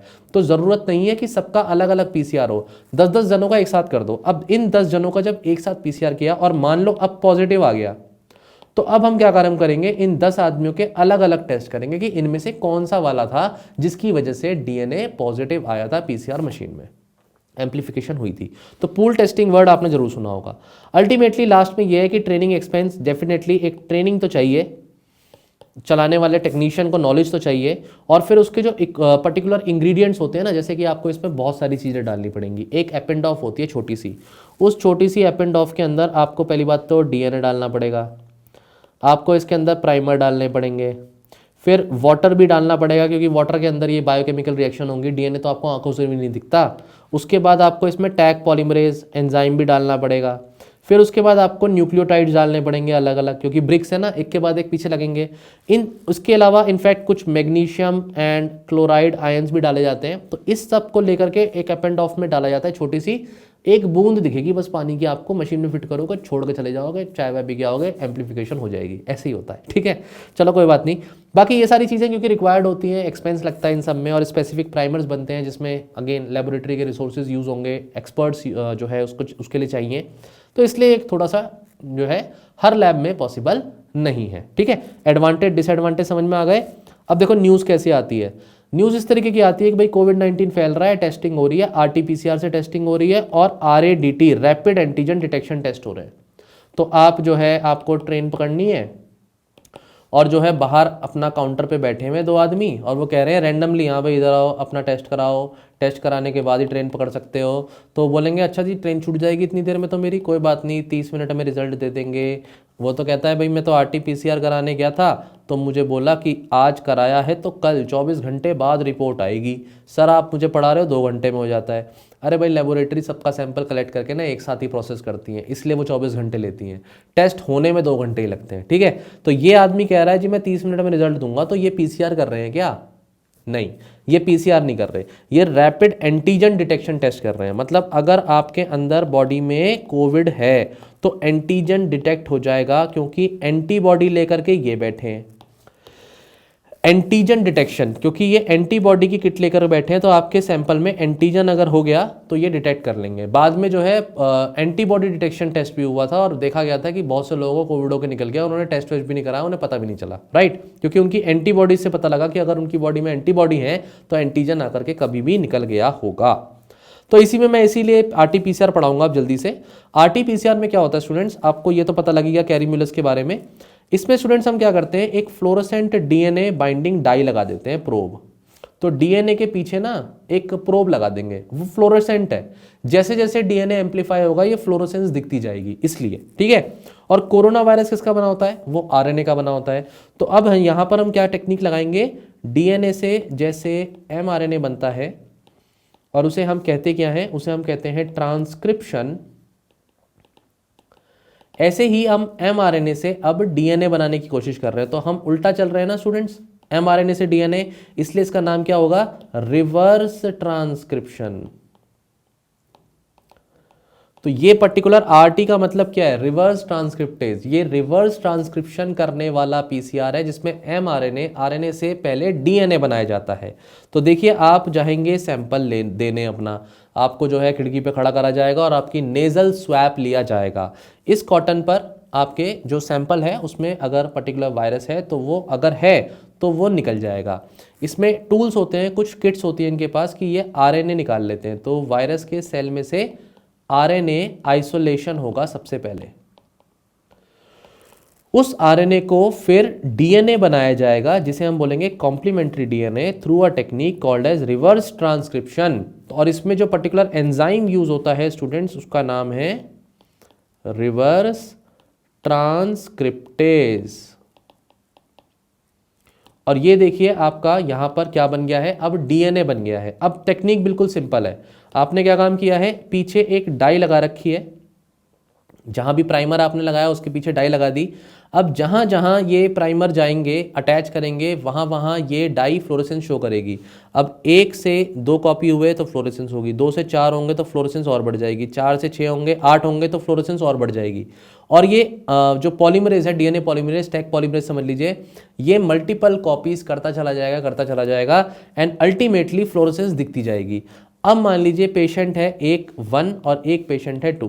अगर हम कहते हैं पेशेंट 1 को क्या है, इन्फेक्शन उसके अंदर है, तो इन्फेक्शन उसके अंदर है मतलब उसका नेजल स्वैप में आरएनए आया होगा वायरस का, आरएनए का डीएनए भी बना होगा, डीएनए एम्पलीफाई भी करा होगा, तो फ्लोरोसेंस देखो दिख रही है, पॉजिटिव आ गया क्योंकि फ्लोरोसेंस बढ़ती चली जा रही है। और दूसरे केस में क्या है कि हमें कुछ भी नहीं दिख रहा, खाली है बिल्कुल एकदम, यहां पर कुछ भी नहीं है, कोई एम्पलीफिकेशन दिख ही नहीं रही है ना, डेड है बिल्कुल, कोई फ्लोरोसेंस नहीं। इसका मतलब उसके अंदर आरएनए नहीं था, तो उसका फिर रिवर्स ट्रांसक्रिप्शन से डीएनए ही नहीं बना, मतलब फिर डीएनए की फिर एम्पलीफिकेशन ही नहीं हुई, एम्पलीफिकेशन नहीं हुई तो फ्लोरोसेंस भी नहीं है। भैया तुम नेगेटिव हो, तुम्हें कोरोना नहीं है, बस इतना सा कॉन्सेप्ट है। आरटीपीसीआर तुम्हें समझ में आ गया, बैठ करके तुम भी अब लोगों का पीसीआर करना शुरू कर सकते हो, है ना। नहीं मतलब इतना आसान भी नहीं है करने में, हैंडलिंग चाहिए होगी। चलो, डिटेक्ट करना है कोरोना वायरस को, RNA is converted to DNA using reverse transcription method, you must know this, you must know this. एक पीसीआर होता है जिसे हम कहते हैं रियल टाइम पीसीआर, ये भी ऑप्शन होगा पक्का अगर आया तो। और रियल टाइम पीसीआर कुछ भी नहीं करता, रियल टाइम में एम्पलीफिकेशन बताता है कि डीएनए कितना एम्पलीफाई कर रहा है, बस। जैसे यहाँ पर रियल टाइम में फ्लोरोसेंस दिख रही है हमें, फ्लोरोसेंस बढ़ती जा रही है, बढ़ती जा रही है, बढ़ती जा रही है। लेकिन ये रिवर्स ट्रांसक्रिप्टेज पीसीआर है, ये आरएनए से डीएनए बनाने में रोल प्ले करता है। इसमें एंजाइम रिवर्स ट्रांसक्रिप्टेज होता है और डीएनए की कॉपीज बनती है पीसीआर में, ये याद रखना, आरएनए की नहीं बनती। लेकिन वायरस आरएनए है, वायरस के अंदर आरएनए है, आरएनए को पहले डीएनए बनाना है, उसके बाद उसकी कॉपीज बनेंगी, इतनी सी कहानी है, दैट्स इट। अब आ जाते हैं नेक्स्ट वाले पर, ये है रैपिड एंटीजन डिटेक्शन टेस्ट। ऐसी किट लेकर के बैठे होते हैं, टेस्ट करते हैं, थोड़ी देर सैंपल रखते हैं, कलर चेंज होता है तो कहते हैं हाँ जी तुम पॉजिटिव हो, नहीं होता तो कहते हैं चलो भागो यहाँ से। तो इसमें टेस्ट होता है जिसमें नेजल स्वैप लिया जाएगा और एंटीजन को डिटेक्ट करने की कोशिश है। तो इम्यून रिस्पॉन्स आपकी बॉडी में तभी डेवलप होगा जब एंटीजन्स होंगे। तो इन एंटीजन्स को हम टेस्ट कर रहे हैं, तो पर्टिकुलर ये एंटीजन एंटीबॉडी से इंटरेक्ट करता है, तो इनके पास कुछ बनी हुई प्लेट्स होती हैं जिसमें एंटीबॉडीज लगी हुई होती हैं। और ये सिंपल एंटीजन एंटीबॉडी रिएक्शन है, एंटीबॉडी एंटीजन का रिएक्शन, बायोकेमिकल टेस्ट है ये, बेसिकली बायोकेमिकल टेस्ट है और एंटीजन डिटेक्शन टेस्ट है। ध्यान रखना ये वाली बात, 30 मिनट्स का इसमें टाइम लगेगा। पीसीआर में इनफैक्ट 2 से 4 घंटे भी लग सकते हैं, ये और ज़्यादा फास्टर है, और भी ज़्यादा फास्टर है। बस इतनी सी बात काफ़ी है। तो 2 तरीके से आपके सैंपल लिए जा सकते हैं, एक तो ब्लड से और एक नेजल स्वैप से। ब्लड से जो सैंपल लिया गया उसमें अगर एंटीबॉडीज़ को डायरेक्टली हम डिटेक्ट कर लें या फिर हम एंटीजन को डिटेक्ट कर लें, तो हम बोलेंगे ये सीरोलॉजिकल मेथड है कि भैया आपकी बॉडी में एंटीबॉडीज़ हैं तो मतलब वायरस आया होगा, आपकी बॉडी में एंटीजन है तो वो एंटीजन बेस्ड डिटेक्शन टेस्ट हो गया। नेजल स्वैप जो लिया गया है स्टूडेंट्स, नेजल स्वैप में जो पर्टिकुलर वायरस होगा वो डायरेक्टली आ जाएगा। उस वायरस को भी आप एंटीजन बना मान सकते हैं क्योंकि उसकी भी सरफेस पे एस प्रोटीन होंगे, तो टेस्ट में सक्षम रहेगा बिल्कुल ये। लेकिन इस वायरस से डायरेक्टली आप पीसीआर भी लगा सकते हैं जिसे हम बोलते हैं मॉलिक्यूलर टेस्ट। तो मॉलिक्यूलर मेथड्स में पीसीआर आता है स्टूडेंट्स, सीरोलॉजिकल टेस्ट में एंटीजन या एंटीबॉडी का डिटेक्शन होता है जिसे हम बोलते हैं ब्लड या नेजल स्वैप, दोनों से हम कर सकते हैं, लेकिन ब्लड से ही एंटीबॉडी का टेस्ट होगा, ये याद रखना। क्लियर? तो ये आप सीरोलॉजिकल वर्ड और मॉलिक्यूलर इन वर्ड्स पर फोकस करना, एग्जाम में क्या पूछ रहा है हमसे। तो यहां पर हमारा ये टॉपिक खत्म होता है। तो आई होप स्टूडेंट्स ये टॉपिक आपको अच्छे से समझ में आया। नेक्स्ट टॉपिक हम डिस्कस करेंगे, अब छोटे छोटे टॉपिक्स हैं, जल्दी से फिनिश कर लेते हैं इसको हम। जीनोम सीक्वेंसिंग ऑफ रागी। इसमें क्या है कि रागी की रिसेंटली जीनोम सीक्वेंसिंग, आप जीनोम आप समझ ही चुके हैं, टोटल जो जेनेटिक मेकअप है उसकी सीक्वेंसिंग की कोशिश है और ये फर्स्ट टाइम वर्ल्ड में हुई है। और इसमें जो पर्टिकुलर रीजन है, जो जीन्स ढूंढने की कोशिश है, वो है ड्रॉट टॉलरेंस और high nutrient quantity of the ragi. तो साइंटिस्ट ने आइडेंटिफाई कर ली हैं वो जीन्स जो इस पर्टिकुलर पर्पस के लिए रिस्पॉन्सिबल हैं। तो फ्यूचर में इसकी जेनेटिक इंजीनियरिंग करके हम क्या कर सकते हैं, इस पर्पस के लिए भी रागी की इस फैसिलिटी को, इस पर्टिकुलर प्रॉपर्टी को दूसरी क्रॉप्स में यूज कर सकते हैं। ठीक है, तो this information serve the basis of increasing the drought tolerance of the ragi की भी, और फ्यूचर में ये जीन दूसरे पर्टिकुलर क्रॉप में भी लगाई सकती है, वहां पर भी हेल्प हो सकता है। और ये रिड्यूस करेगा कि इंप्रूव्ड क्रॉप्स बनाने में रागी में, यहाँ टाइम में हमें हेल्प करेगा। डन, सिंपल है, छोटी सी बात है। अगला टॉपिक स्टूडेंट्स जो हमारा डिस्कशन का है वो है जेनेटिकली मॉडिफाइड मस्टर्ड पॉलिसी। देखो इसमें ना जो आपको मैंने ऑलरेडी बताया है, धारा मस्टर्ड, कौन सा है, धारा मस्टर्ड हाइब्रिड 11,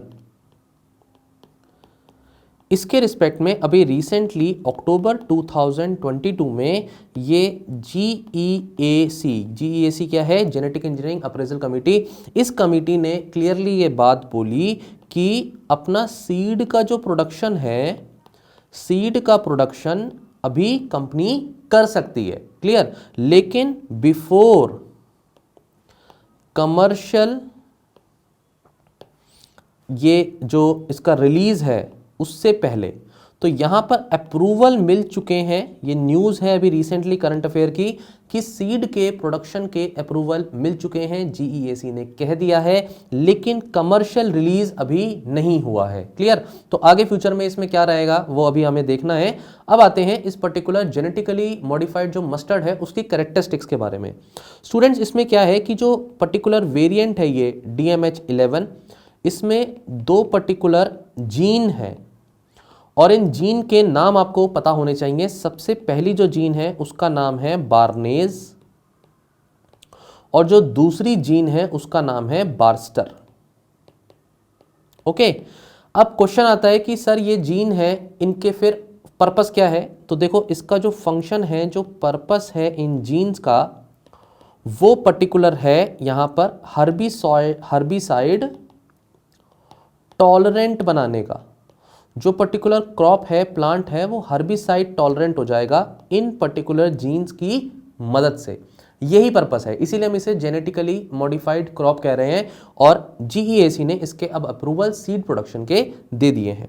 सो स्टूडेंट्स, अब ये लास्ट पॉइंट और बता देता हूं कि किसने डेवलप किया है। The answer is centre for genetic manipulations और ऑफ क्रॉप प्लांट, ये दिल्ली यूनिवर्सिटी का है पर्टिकुलर, और ये सेंटर है जहाँ से डेवलपमेंट हुआ है।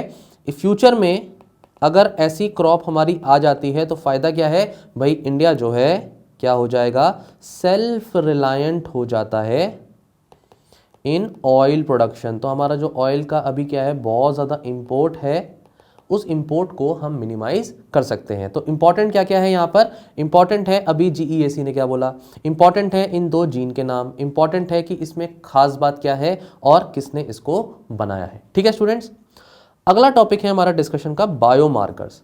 देखो, मार्कर क्या होते हैं, आप किसी भी तरीके के स्टैंडर्ड को जान सकते हैं मार्कर को यूज़ करके कि भाई इससे ज़्यादा, इससे कम है।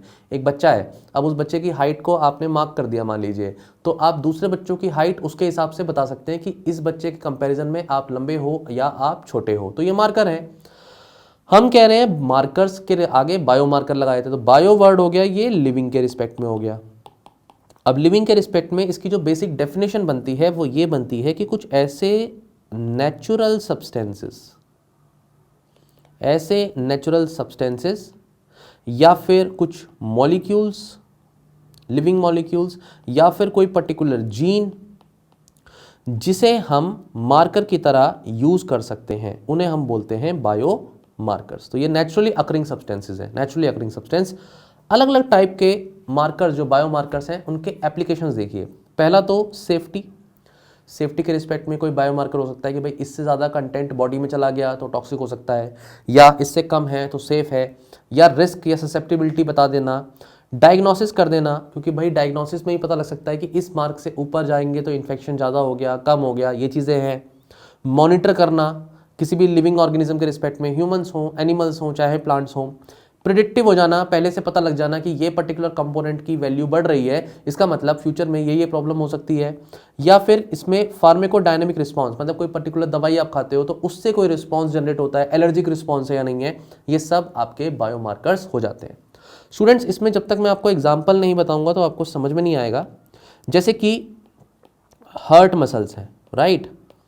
अब हार्ट मसल्स को स्टडी करने के लिए जो पर्टिकुलर जो रिक्वायरमेंट है वो है radio isotopes, radio active isotope इसमें यूज़ होता है एक, और मैं उसका सीधा एग्जांपल लिख देता हूँ, रुबिडियम क्लोराइड। तो आइसोटोप्स क्या होते हैं? आइसोटोप केमिस्ट्री में सिंपल जो पर्टिकुलर एटम्स होते हैं जिनका सेम एटॉमिक नंबर होता है बट डिफरेंट मास नंबर होता है, उन्हें आइसोटोप कहते हैं, राइट। तो रुबिडियम क्लोराइड का यूज़ करना as a radioactive isotope ताकि हार्ट मसल्स को स्टडी कराया जा सके, तो ये बायोमार्कर हो गया एक। दूसरा एग्जाम्पल ले लो, एग्जाम्पल नंबर 2। ये एग्जाम्पल है आपका एक स्पेशल काइंड ऑफ प्रोटीन होता है जिसे हम कहते हैं प्रोटीन OCT4। ये प्रोटीन का नाम है। ओके, ऐसे प्रोटीन्स को हम बायोमार्कर बना करके यहां पर हम क्या कर सकते हैं, आइडेंटिफाई कर सकते हैं, identify embryonic stem cells. Okay students, तो ये पर्टिकुलर प्रोटीन का फंक्शन हो गया। So this is also working as a marker, biomarker. तो अब क्या है कि दो एग्जाम्पल मैंने आपको दे दिए। ये एग्जाम्पल इसलिए कि भाई मेंस में कभी कहीं आपको एग्जाम्पल कोट करना पड़े तो आप एग्जाम्पल दे दीजिए, बाकी प्रीलिम्स में इसके जनरल एप्लीकेशंस या इसकी सिंपल डेफिनेशन, ये सारी बातें मैंने आपको बता दी हैं। कोई क्वेश्चन बनेगा तो आप कर पाएंगे उसको। अगला टॉपिक एक इजी टॉपिक है। कुछ साल पहले क्या हुआ कि एल्गी बेस्ड फुटवेयर रिलीज करे कुछ साइंटिस्ट ने। ये इस तरीके के फुटवेयर हैं, एल्गी बेस्ड हैं। जैसे कि मान लीजिए जो पर्टिकुलर पहले जो फुटवेयर हुआ करते थे वो पेट्रोल बेस्ड होते थे, तो अब अगर ये पेट्रोल बेस्ड थे तो डेफिनेटली इनका एनवायरनमेंट पे इम्पैक्ट होता होगा। ऐसे में अगर फुटवेयर एल्गी बेस्ड है तो वो पहली बात तो इको फ्रेंडली है, मोस्ट इंपॉर्टेंट पॉइंट। दूसरा वो रिन्यूएबल है, एनवायरनमेंट के रिस्पेक्ट में पॉइंट्स हैं। तीसरा भाई ये सबसे खास बात, ये बायोडिग्रेडेबल है। तो I need not to explain these terms actually. And ultimately क्या है, ये फ्लेक्सिबल भी हैं बहुत ज़्यादा, और सिंपल स्ट्रैप है इसका, ईजी टू यूज़ भी है। तो ये एक बहुत छोटी सी न्यूज़ है, सिंपल सी न्यूज़। ये एल्गी बेस्ड फुटवेयर बने हैं और ये साइंटिस्ट ने इस तरीके के बनाए हैं, और पेट्रोल बेस्ड फुटवेयर्स के अगेंस्ट ये इस तरीके के फुटवेयर बनाए गए हैं। Simple easy topic, nothing much. ये एक इंपॉर्टेंट टॉपिक है, आर्टिफिशियल वूम। वूम आपको पता है कि एक यूट्रस के अंदर मदर का जो वूम होता है, जिसे हम यूट्रस के अंदर कहते हैं कि बच्चा जहाँ होता है, डेवलप करता है 9 महीने, तो उसमें क्या होता है, एक सैक होता है। सैक के अंदर एक फ्लूइड होता है और उस फ्लूइड को हम कहते हैं एमनियोटिक फ्लूइड।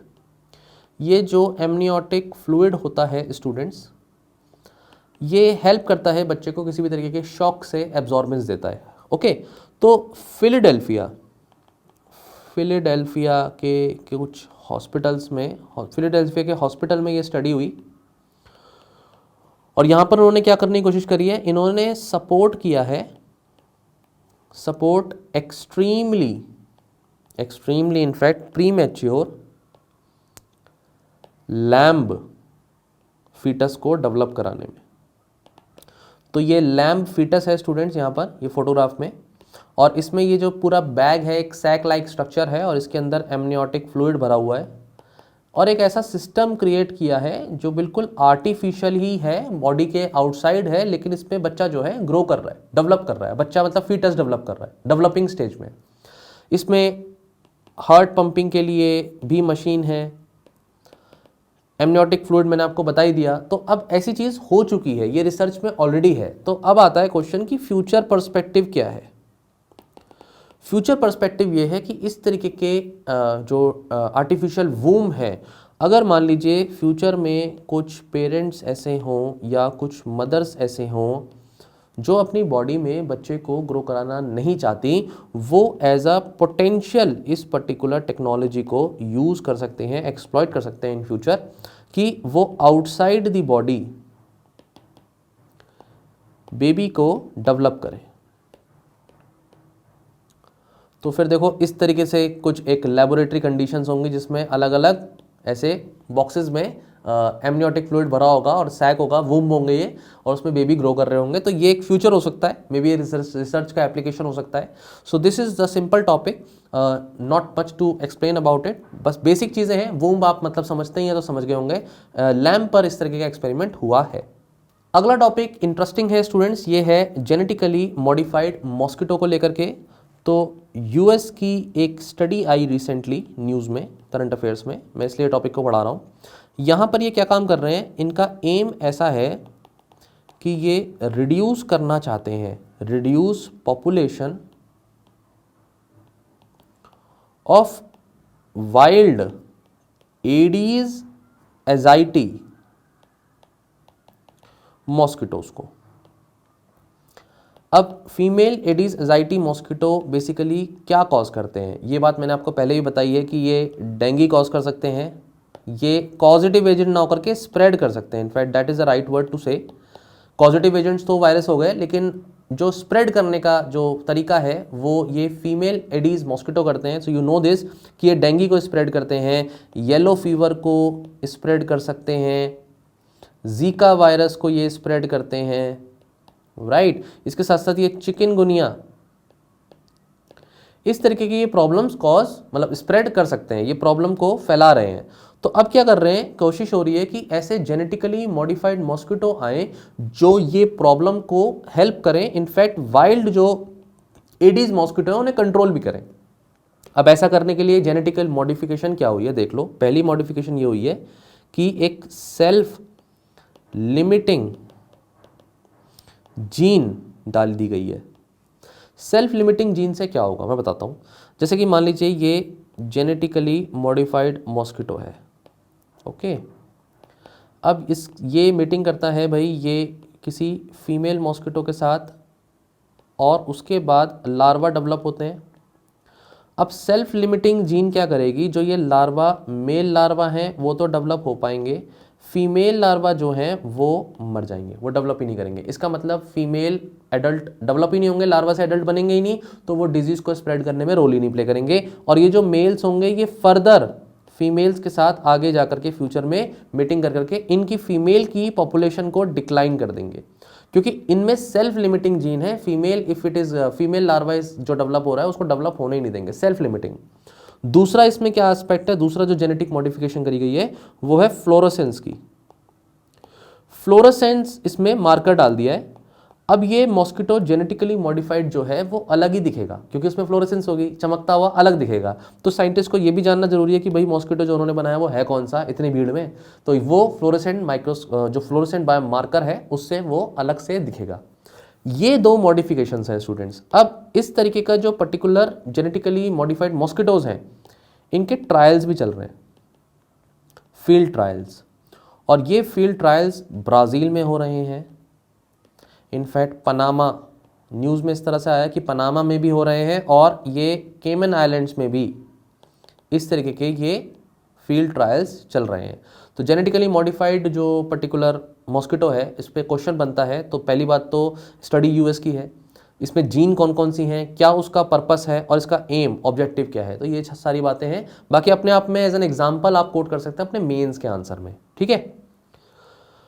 अगला है क्वेश्चन कि भाई ये जो एथेनॉल प्लांट है इंडिया में सबसे पहला, अगला जो पर्टिकुलर न्यूज़ है वो यही है कि सबसे पहला इथेनॉल प्लांट, वो भी green field grain based ethanol plant India में लग गया है। ये ग्रीन फील्ड का मतलब है स्क्रैच से, बिल्कुल जीरो से शुरू हो रहा है। एक ब्राउन फील्ड इन्वेस्टमेंट्स होती हैं, ग्रीन फील्ड होती हैं, आप इकोनॉमिक्स में पढ़ते हो। तो ग्रीन फील्ड का मतलब है बिल्कुल स्क्रैच से इसमें क्या करा है कि ये पर्टिकुलर प्लांट को डेवलप करने की कोशिश करी गई है। ग्रेन बेस्ड मतलब इसमें मेज एंड राइस, इस तरीके के ग्रेन्स को यूज करा जाएगा जो डिस्ट्रॉय हो जाती है, क्रॉप नहीं यूजफुल हो सकती, उन्हें इथेनॉल प्रोडक्शन में यूज होगा। तो हमारी गवर्नमेंट तो खुद कोशिश कर रही है ना कि भाई बायो इथेनॉल ब्लेंडिंग हो सके, और इथेनॉल ब्लेंडिंग होगी तो बहुत फायदा भी होगा। तो स्टूडेंट्स ये इथेनॉल के बाकी भी पर्पस होते हैं, सिर्फ ये बायो इथेनॉल बायोफ्यूल की तरह ही नहीं, बाकी पर्पस भी होते हैं इसके इथेनॉल के। इस तरीके से ये जो प्लांट है इसको लगाया है eastern India biofuel private limited. तो डेफिनेटली इसका जो प्राइम पर्पस रहेगा इस इथेनॉल का, वो पर्पस क्या है, बायोफ्यूल बनाना। इसमें स्टूडेंट्स ये कहा जाता है कि 65,000 लीटर तक रोज every day ethanol per day का प्रोडक्शन रहेगा, विच इज़ वेरी इंपॉर्टेंट, मतलब बहुत बड़ी बात है ये। और दूसरा ये होगा कि 150 टन इसमें मेज और राइस एवरी डे यूटिलाइज होंगे इतने पर्टिकुलर इथेनॉल को प्रोडक्शन में। तो इथेनॉल की प्रोडक्शन में जो टेक्नोलॉजी है वो कौन सी है, फर्मेंटेशन की है। पीछे पढ़ाया हुआ है मैंने, बायोफ्यूल्स टॉपिक आपने देखा है तो उसमें देख लिया होगा, राइट। इसमें स्टूडेंट्स ये एक पॉइंट है कि ये कहाँ पर प्लांट लगा है। तो देखिए पुरेनिया नाम की जगह है, ये जगह बिहार में है स्टूडेंट्स। और बिहार को ही क्यों चुना गया है इस पर्टिकुलर प्लांट को डेवलप करने में, इसका रीज़न है एक तो रॉ मटेरियल की अवेलेबिलिटी बहुत अच्छी है, दूसरा बिहार में लेबर की शॉर्टेज नहीं है, लेबर की अवेलेबिलिटी है, एंड अल्टीमेटली हम बोलें तो पानी की अवेलेबिलिटी भी है। इसलिए इस जगह पर इस प्लांट को लगाया गया है। 105 करोड़ का ये प्रोजेक्ट है। तो स्टेट पीसीएस एग्जाम में कहीं आपसे पूछा जा सकता है कि कहाँ पर, किस पर्टिकुलर प्लेस पर ये प्लांट लगा है, पहला क्वेश्चन। और आपका जो बायोफ्यूल टॉपिक है उसमें इंडिया क्या कर रहा है, इंडिया ने क्या किया है, ऐसा मेंस में कोई पॉइंट लिखना होगा, तब आप इस पॉइंट को यूज कर सकते हैं।